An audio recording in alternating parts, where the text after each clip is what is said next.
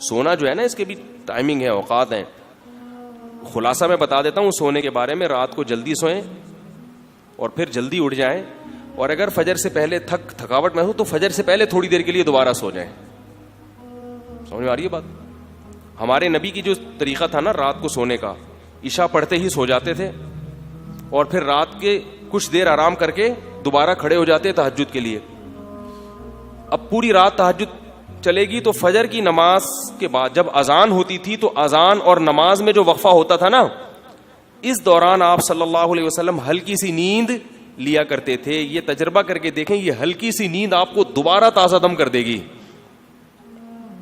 پھر سارے دن کے لیے کیا کر دے گی, ایک دم فریش کر دے گی آپ. پھر آپ کو تھکاوٹ محسوس ہوگی دن کے 12 اور 1 بجے جب سورج بلندی پہ پہنچے گا. اس وقت کھانا کھا کے پھر آپ صلی اللہ علیہ وسلم کیا کرتے تھے, تھوڑی دیر قیلولہ کرتے تھے. وہ قیلولہ آپ میں انرجی بھر دے گا رات تک کے لیے, فریش رہیں گے بالکل. اب ان کو پتا ہے آج صبح سے میں بول رہا ہوں کہ نہیں بول رہا, ورک شاپ میں صبح 7:30 بجے سے کھڑے کھڑے میں ان کو پڑھا رہا ہوں نان اسٹاپ. درمیان میں قیلولے کا ٹائم آیا اور ہماری کلاس ختم ہوئی ہے مغرب میں. ایسا ہی ہے نا, مگر میرے چہرے سے, میرے بات چیت کے اسٹائل سے کہیں سے بھی لگ رہا ہے کہ مفتی صاحب تھکے ہوئے ہیں آج. مجھے تو آپ لوگ تھکے ہوئے لگ رہے ہیں, کہیں سے لگ رہا ہے کہ تھکے ہوئے ہیں. حالانکہ میں اگر نیند کو شمار کروں تو میری 24 گھنٹے میں جو نیند ہوئی ہوگی میرا خیال ہے بمشکل 4 گھنٹے کی ہوئی ہوگی. بمشکل کتنی دیر کی ہوئی ہوگی, بمشکل یعنی رات کی نیند ملا کے 4 گھنٹے کی. تو یہ چیزیں بھی کیا ہیں میرے بھائی, سیکھنے کی ہیں, تاکہ ہم اپنے اوقات کو زیادہ سے زیادہ جاگ کے ذہن کو فریش رکھ کے مفید کاموں میں کھپا سکیں. ہمارے دن کے زیادہ تر حصے خراٹے لیتے ہوئے 12 بجے معذرت کے ساتھ ایسے اٹھتے ہیں جیسے اللہ معاف فرمائے, بس نہیں بولے کیسے.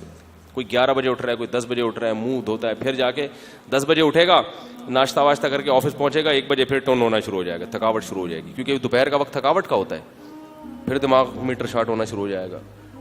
تو یہ عجیب سا لائف جو ہے نا ہماری گزر رہی ہے. تو اللہ کا بڑا فضل ہے, یہ عثمان بھائی نے کروائی ہے مجھ سے گن پوائنٹ پہ کہ یار کرا دیں اب, تو اس کے الحمدللہ بہت اچھا رزلٹ سامنے آیا. ایک تھوڑا سا مجھے خود بہت فائدہ ہوا, کیونکہ میں بھی سستی کا شکار ہو گیا تھا, میری بھی روٹین ساری خراب ہو گئی تھی. اور ایک بات یاد رکھو, اگر کبھی آپ کو خیال ہو نا کچھ کام ایسے جو رات ہی کو کرنے کے ہیں, تو اس میں پھر بجائے اس کے کہ آپ عشاء کے بعد کریں, آپ عشاء کے بعد سو جائیں, رات کو 2 بجے اٹھ کے شروع کر دیں وہ کام. اس لیے جو ٹائم لینڈر والے ہیں نا سلیمان احمد صاحب, یہ ساری ترتیب انہی نے ہم کو بتائی ہے, اور یہ قرآن و حدیث سے ثابت ہے یہ سب. تو میں نے ایک دن فون کیا ملاقات کے لیے, میں نے کہا ملاقات کرنا چاہتا ہوں, تو کہہ رہے ہیں صبح 2 بجے انشاءاللہ میں آپ سے ملاقات کروں گا. ٹھیک صبح کتنے بجے, 2 بجے. واقعی ایک آدمی 9 بجے سو کے یا 9:30 بجے 10 بجے سو کے صبح 2 بجے تو اس کو لگتا ہے کہ صبح 2 بج رہا ہوں, اتنا فریش ہوتا ہے.